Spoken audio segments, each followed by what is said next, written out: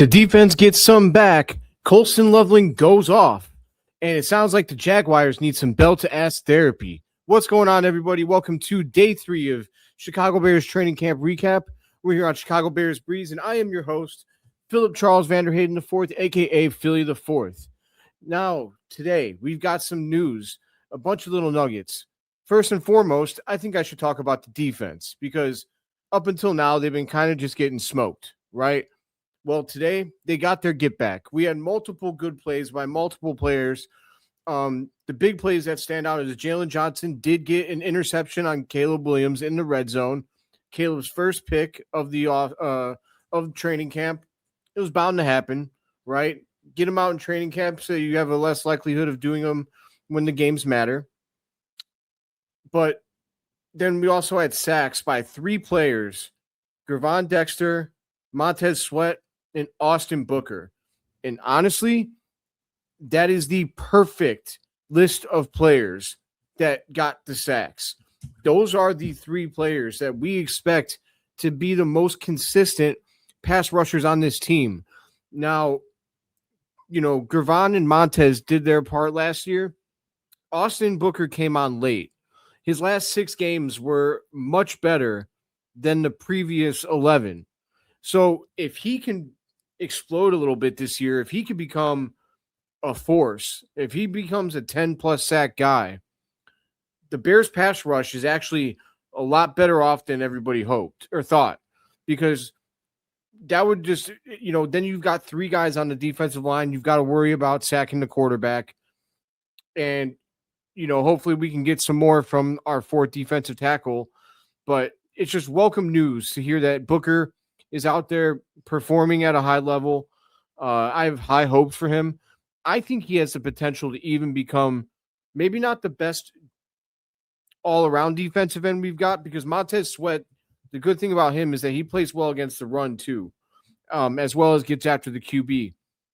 But if Austin Booker can become the best pure pass rusher on this team, like if he becomes a guy that's getting 12, 13 sacks a year, and then, you know, you got Montez giving you about 10, 11, and then Dexter giving you about 5, 6, which is a good amount for a defensive tackle, you're in a very good spot. And then at that point, if you could just get onesies and twosies of a couple sacks maybe here, this guy gets a couple hit there. Like if Shamar Turner can get healthy and he maybe gets a couple, you know what I mean? At that point, the Bears pass rush will be better than people thought. And obviously, if Booker is up there getting 10 sacks a game, you'd imagine that means he's getting pressures, because that's the other thing. We need pressures. We got to get off the line fast, because Next Gen Stats said that we were the slowest off the line last year. And we got to pressure the QB so we can force them into turnovers or quick reads that where they maybe throw an incompletion or have to take a dump off on 3rd down, and you make the tackle and they have to punt. So again, it's encouraging play from the defense in today's practice, but let's not get it twisted. The offense still won today. And to be honest with you, even when the defense plays well, most of the time with Ben Johnson, the Bears are loaded on offense, you guys. They're loaded. Like, if the Bears defense actually gets to a point where they're beating the Bears offense for entire practices, that would be that would mean that the Bears defense is much better than any of us thought, because the Bears offense is going to be a top 5 unit this year. I feel very comfortable saying that. Caleb looks like he's improved. You've got comfortability in year 2 of Ben Johnson's offense. You've got high-level playmakers. I mean, you can make the argument that Luther Burden might have, a top 25 season this year. You can even make that argument for Rome Odunze, although for him, I think it's more about staying healthy. But also, like, Luther was actually quiet today from what I was reading. Rome and Colston were the ones who got most of the work in today, and you love to hear it. Colston Loveland especially, though, is apparently was the best player out of, all of the offensive skill players today, and he was just tearing it up. And you know what? Before I go on, I actually have a little surprise for you guys. I actually pulled someone had posted videos of some plays at training camp, and I've got them for you. So let me play them. Just one moment. Here we go.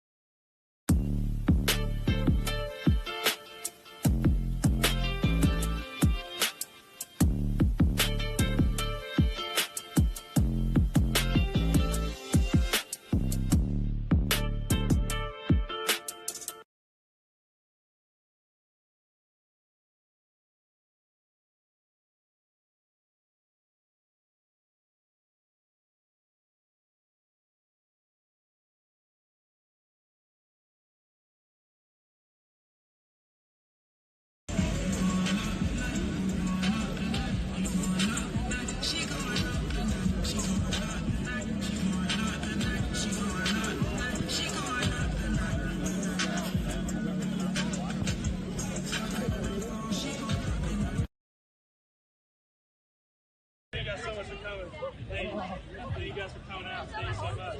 I gotta go, of course. Thank you guys so much for your support. Thank you guys. Thank you guys. Thank you guys. Thank you guys. Thank you guys. Thank you.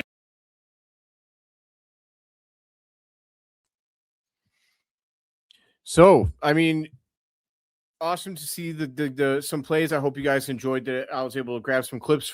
As you can see, Colston Loveland was the star of most of those videos. Actually, the zoomed out one where Caleb made that beautiful pass and the guy had to go up, but it was kind of zoomed out. You can't really tell who caught it. Guess who? It was Colston Loveland. There's a lot of high point balls today where Caleb and Colston have something going on, dude. Like they're developing a very special connection that I think reminds me of some of the great quarterback tight end duos like Patrick Mahomes and Travis Kelce. I mean, Brady and Gronk. I mean, you know, I hate to bring this guy up because obviously he's a piece of trash for what he did, but Aaron Hernandez and Brady as well. Because to be honest with you, Colston might be, as a football player, more like Aaron Hernandez, only because he can break it for long gains. Like Gronk, I mean, also had some long gains, but he was more like he wasn't as explosive as Hernandez was. I think that's what Colston Loveland is. I really think this guy's going to have an enormous year, and he very well might have a top 3 receiving yard season at tight end. Don't be surprised if it's number 1.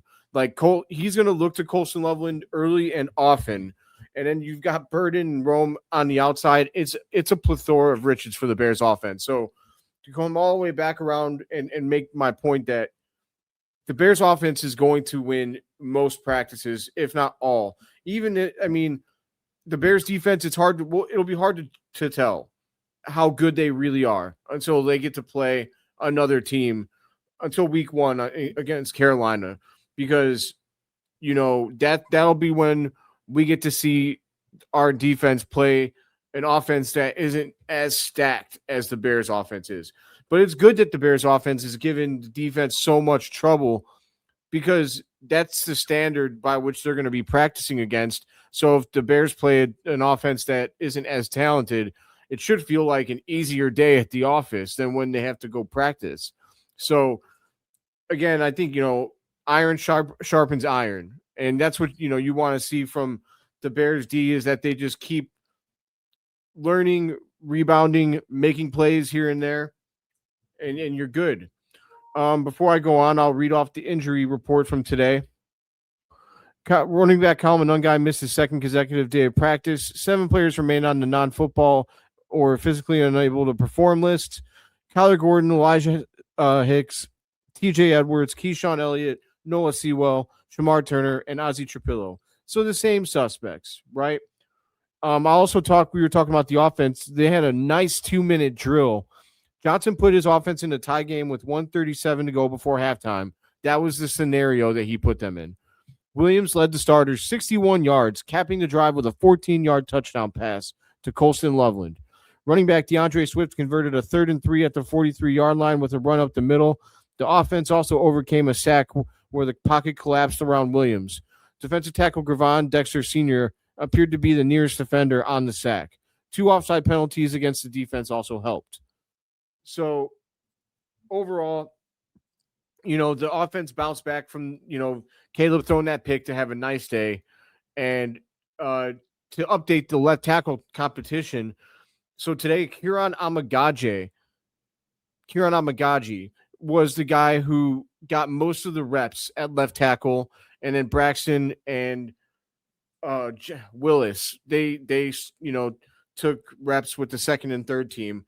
It's just a true testament to what Ben Johnson promised, and that was that there was going to be a real competition at left tackle, and that means everybody's going to get their reps with the first team to prove themselves. It doesn't mean that there's anything to this because, again, Amagaji, I think, was just running with the third team yesterday. He didn't just get promoted all the way to the ones from the third team.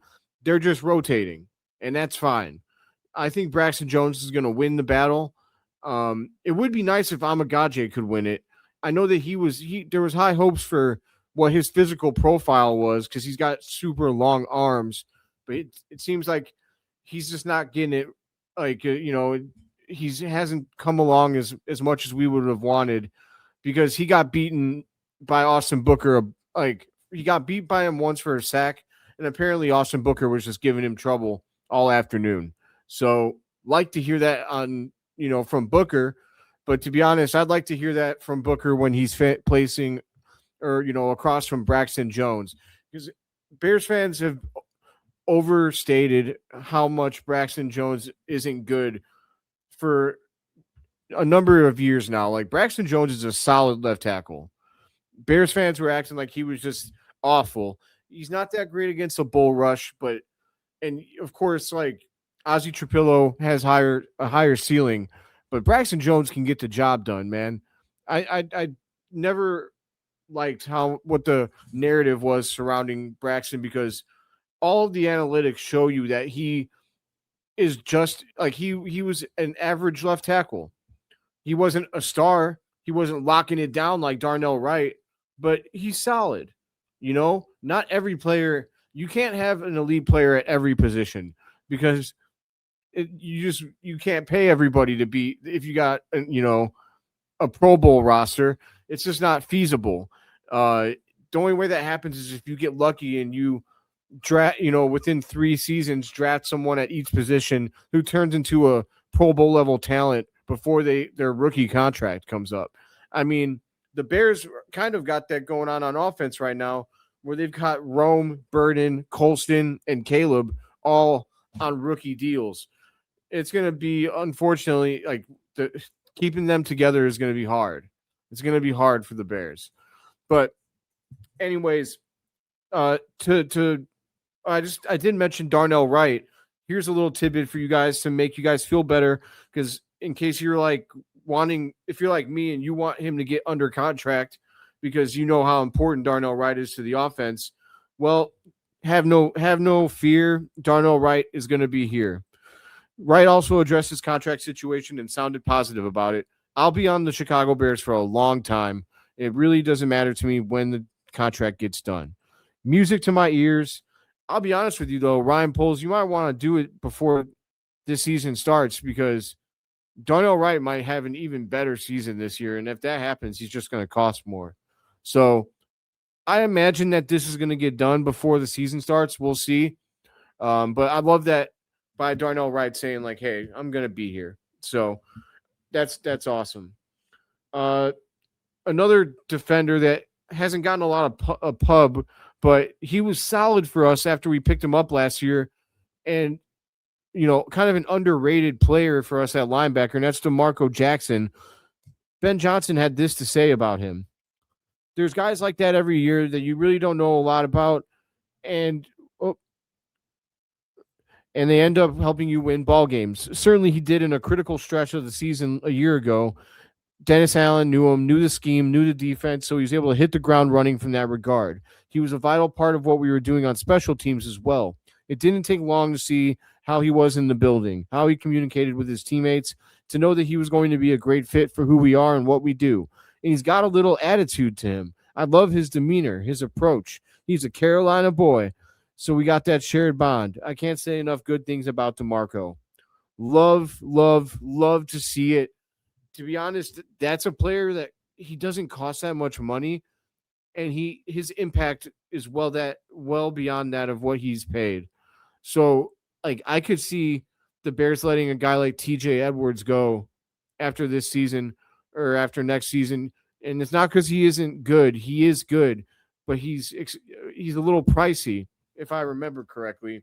So the Bears are going to have to figure out, how to slim down money-wise at certain positions after too long. But otherwise, I think Savion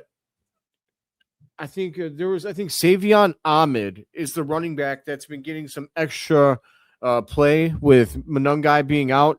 There's a battle for running back 3, and it's between Savion Ahmed, Roshan Johnson, who I forgot even exists. Frankly, he's really been a disappointment, huh? I thought he was going to be really good.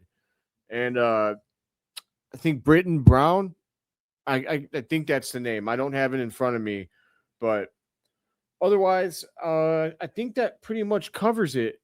Let's see if am I missing anything? Tyson Bagent has had a very good practice, and Ja'Day Walker, apparently this was his first practice where he kind of stood out. Him and Tyson showed a good connection when the twos were running today. Tyson Bagent, I'm glad that the whole talk, Caleb having a good year last year kind of quieted all the psychos who were talking about how Tyson Bagent should start. But I don't mean to talk about it that way because I don't want to sound like I'm dunking on Bagent. Bagent's a great kid. And I think he's one of the best backup quarterbacks in the league. Like, frankly, Arizona should be looking to trade for him, if I'm being honest with you. I think he could be a starter in the league, like a low level. I don't think he's going to ever be like a top 10, top 15 quarterback in the NFL. But I do think he can help you win football games as a game manager. Frankly, I'm just grateful that he's our backup. I'm grateful that the talk about him being a starter has gone away, because at the end of the day, Bagent is a great backup, but he can't do the things that Caleb Williams can do. So, like, Caleb, his talent allows us to do things that, frankly, a lot of teams in the NFL don't have that luxury. Like, his arm talent is so special, and just, we're lucky that we have a very good quarterback room. I believe we have a top 10 QB, and I believe we got at least a top 5 backup. So we're sitting pretty there. Otherwise, I think that about covers it, everybody. When I talked about the 2-minute drill earlier, that was done because the Bears were not good in the second quarter 2-minute offense last year. As good as they were at ending the game, they were one of the worst teams in the last 2 minutes of the second quarter. And it's actually the only quarter that the Bears lost, against their opponents. Like, the Bears scored more first quarter points, third quarter points, and fourth quarter points than their opponents, added up. But the second quarter, they didn't. They lost the quarter overall on the season. So the Bears were trying to tighten that up and, end that first half with some momentum, and you love to see it. But that'll do it for this episode of Chicago Bears Breeze. My name is Philip Charles Vanderhayden IV, a.k.a. Philly the Fourth. This has been your Day 3 recap. As always, long live the Chicago Bears, but most importantly, long live you, Breeze Nation. Bear down, Chicago.